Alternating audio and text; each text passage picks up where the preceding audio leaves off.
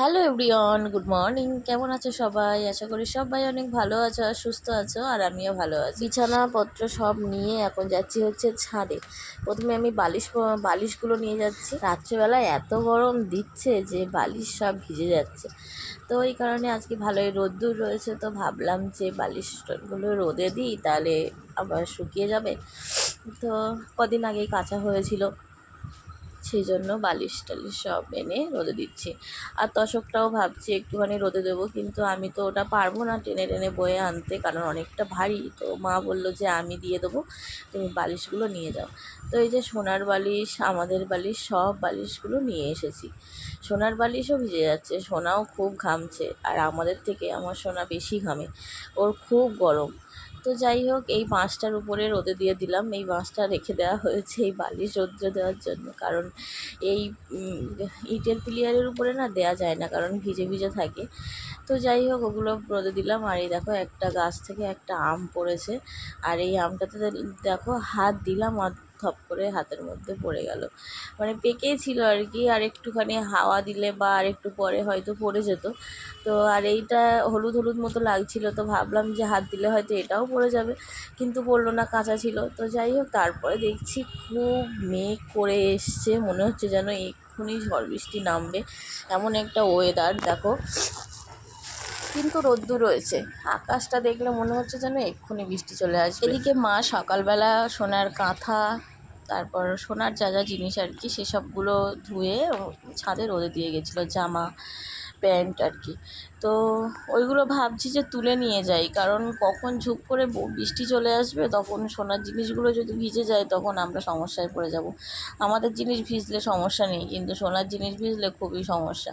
তো শুকনো শুকনো কাঁথাগুলো আর ন্যাকড়াগুলো আমি তুলে নিয়ে যাচ্ছি, আর মায়ের জিনিসপত্রগুলোও তুলে নিয়ে যাব যেগুলো শুকিয়ে গেছে। তবে সব কাঁথা শুকায়নি, কিছু কাঁথা দেরিতে দেওয়া হয়েছিল, কিছু কাঁথা আগে দেওয়া হয়েছিল। যেগুলো আগে দেওয়া হয়েছিল সেগুলো শুকিয়ে গেছে, আর যেগুলো দেরিতে দেওয়া হয়েছিল সেগুলো এখনও শুকায়নি।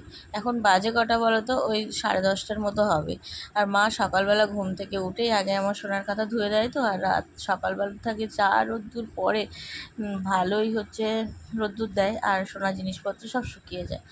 তো সেই জন্য শুকনো জিনিসপত্র ভাবলাম যে ফেলে রেখে লাভ নেই, তুলে নিয়ে যাই, একসাথে যদি বৃষ্টি আসে তখন হুটোপাটি লেগে যাবে। তো আমটামগুলো নিয়ে আমি এখন নিচে যাচ্ছি। তারপর এলাম আমার সোনাকে তেল মাখাতে, স্নান করিয়ে দেবো। অনেকটা বেলা হয়ে যাচ্ছে, ওই 11টা 11:30টার মতো বাজে। আর আমার সোনাকে 11:30 থেকে 12টার মধ্যে, আগে 11:30টার মধ্যে স্নান করাতাম, কিন্তু এখন 12টা বেজে যায় মাঝে মাঝে, কারণ কি ও ঘুমিয়ে পড়ে, সেজন্য দেরি হয়ে যায়। তো বিকালবেলা আমার শ্বশুরমশাই, মানে আমার কাকা শ্বশুর, বললো একটা আম কেটে দিতে। তো কাকা শ্বশুর আবার সব গাছের আম খায় না, একটা গাছের আম খায়, তো ওই জন্য হচ্ছে কাকা শ্বশুর গাছ থেকে আম পড়েছে, কাকা শ্বশুর বললো আম কেটে দিতে, তো ওই জন্য কাকা শ্বশুরকে আম কেটে দিলাম। আর এই যে আমার সোনাকে নিয়ে কাকা এখন ঘুরছে, আর আমার সোনার তো কোনো বায়না নেই, সবার কোলে যায় আর খুব শান্ত, সবার কোলে থাকে আর কি। তো কাকা বললো যে আমি এত আম খাবো না, তুই খা। তো আমি এক পিস নিয়েছি। কাকা বলছে যে এতটা আম আমি খেতে পারবো না, আমি একটুখানি টেস্ট করার জন্য নিয়েছি, তুই খেয়ে নে। আমি আর নেবো না। কেন?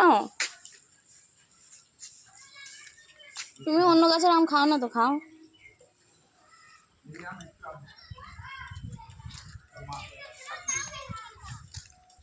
তাহলে আমি খেয়ে নিচ্ছি। সোনার নাল পড়ছে দেখে।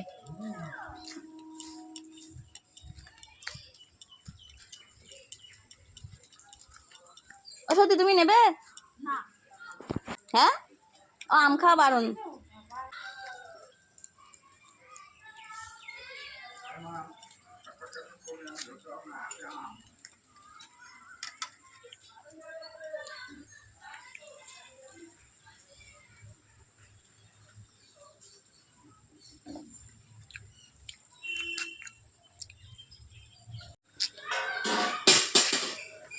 আম গাছতলা দিয়ে বাবা ভয় লাগে, ধুবুস করে যদি আমার সোনার মাথায় আম ফলে শিগগির চলে যায়।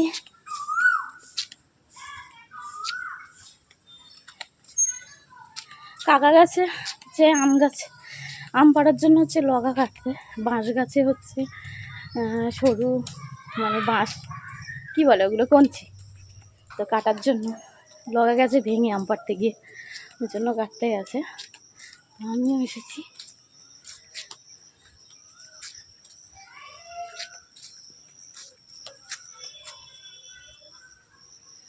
এই হচ্ছে বাঁশ গাছ আমাদের।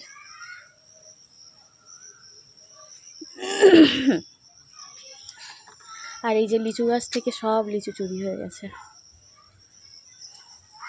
সব লিচু চুরি করে নিয়ে গেছে। বাঁশ গাছে প্রচুর লগা রয়েছে, কাটলে অনেক লগা বেরোবে, কিন্তু কাটা যায় না, মানে এতটা তো কাটার লোক না হলে কাটা যাবে না এমনি। আর দেখো আমাদের বাড়ির এই ম্যাও বিড়ালটা দুখানা বাচ্চা হয়েছে, যদিও আমাদের বাড়ির না, অন্যের বাড়ির বিড়াল, তবুও সারাদিন আমাদের বাড়িতেই থাকে আর কি। তো দেখো দুটো বাচ্চা হয়েছে, কিন্তু একটা দুঃখের বিষয় কি জানো, আমাদের বাড়িতে কুয়ো রয়েছে, আর সেই কুয়োর মধ্যে পড়ে গেছিলো, দেখতে পেয়েছিল তাই, না হলেও মরেই যেত। তখন বাচ্চা দুটোর কি অবস্থা হতো বলো তো। বাচ্চা দুটো এখনও বাইরের কোনো খাবারই খেতে পারে না, ও দুধ খায়। তো যাই হোক বেঁচে গেছে, তাই ভাগ্য ভালো। তো এই যে দেখো একটা কালো বাচ্চা হয়েছে আর একটা সাদা কালো বাচ্চা হয়েছে।